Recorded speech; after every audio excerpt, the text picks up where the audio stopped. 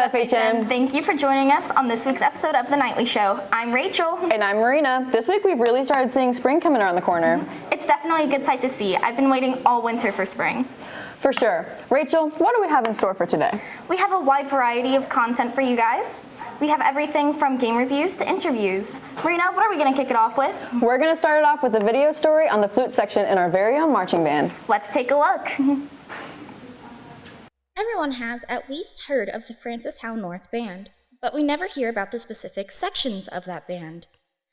Today we will be speaking with two members of the flute section to learn about their experience with the band.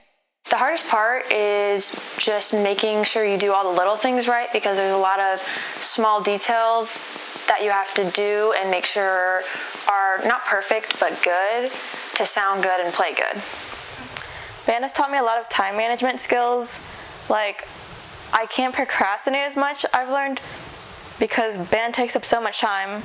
So like when I get home, I have to like go straight to homework or like take smaller breaks than I usually would. Oh, my favorite memory was when it was really cold out and it was one of our last practices, and all of us, we didn't have gloves because you just can't play with gloves sometimes. And so I had hot hands and I got them out and we were like passing them around throughout the section and sometimes with other sections. And it was just a lot of fun because it made something kind of miserable, like happy, and it just made it a whole lot better and more enjoyable. It's probably from my sophomore year. It was after the last performance we did. Yeah, we went to Breadco that night and then we ate dinner, and then afterwards, like, we were gonna go to Five Below, but they were closed. So we went to Deerberg's and bought ice cream and then ate ice cream in their parking lot. Or not in the parking lot. We ate ice cream and like outside of the store, in front of the store. And it was just really fun to like hang out, and it was like really random and chaotic.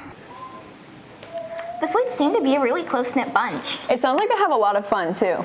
Definitely. Marina, are there any after-school activities you do that are fun? Oh yeah, video games are one of my personal go-tos. Same here. I love playing Stardew Valley, Raft, and Gartic Phone. Have you ever played the game called Deltarune? I've heard it's a really good role-playing game. It's also been rated 4.8 stars on Google Reviews. Here's Hailey with the walkthrough. Hey FHN, and welcome to another game review.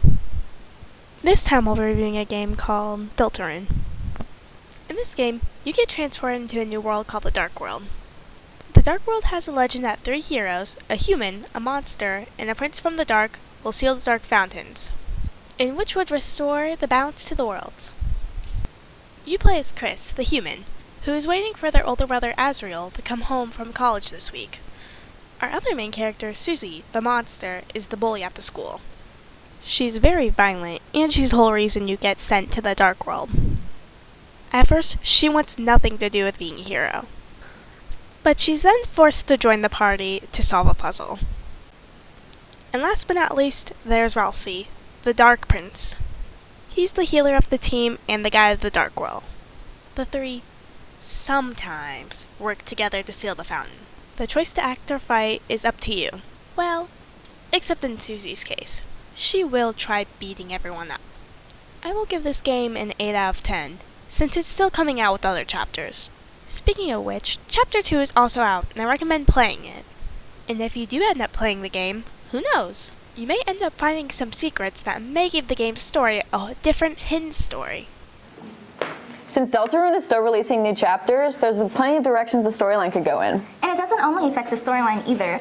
I bet Deltarune's audience is on the edge of their seats waiting to see what will happen in the new chapters. Yeah, well, you know what I'm really excited about? Miss Parks is leaving the English department to become a department chair of the assistant principals. Good for her. I never had her as a teacher, but she was always super nice whenever I was in Stuco.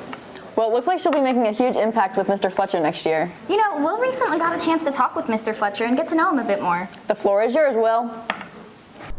In this week's podcast, we're going to get to know our new principal. Principal Fletcher has been an assistant principal in the Fort Zumwalt district for the past 6 years, but is very excited to come over to Francis Howe North and get to know our great students. Let's take a look. What made you decide to work in the education field?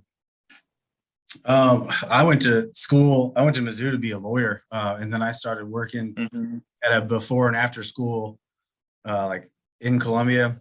It was called Adventure Club, and we watched like elementary school kids, middle school kids, and kind of like work with them on their homework and play games with them and stuff. And just from doing that, kind of got really excited about working with kids. Yeah. Found out quickly that I wanted to work with more high school age kids or middle school age kids, but that's kind of where it all started. Of course. What would you say your best attribute is, and then how do you apply that attribute in your life or job? I think my best attribute is just kind of getting to know people and building relationships with people.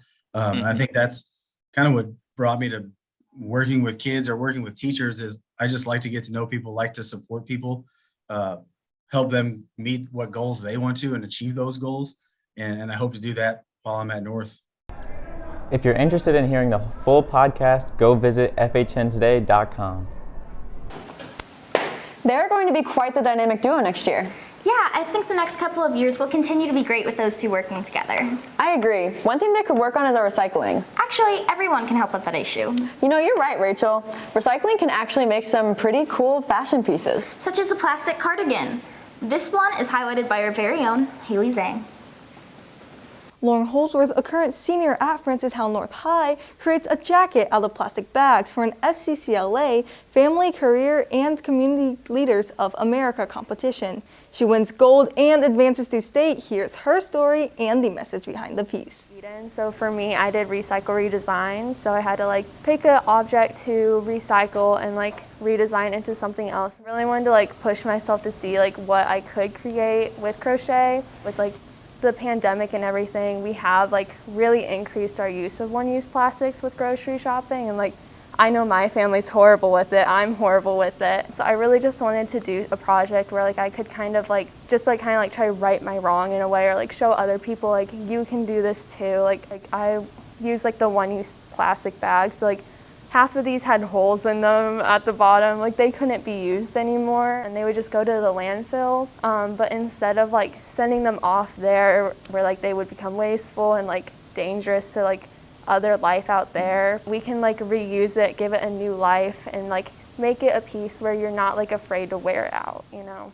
Even someone who really does not have a lot of experience with crochet, and someone who does teach themselves with YouTube as well, can do this. You can do it too, and you can save the environment, as Ms. Heyer says. I think it's awesome we have so many ways to protect the environment. I agree. I think it's important to give back to the earth. Well, that's all we have for you today, FHN. Be sure to check out some of our other swaggy stories on FHNtoday.com. And again, I'm Rachel. And I'm Marina, signing off.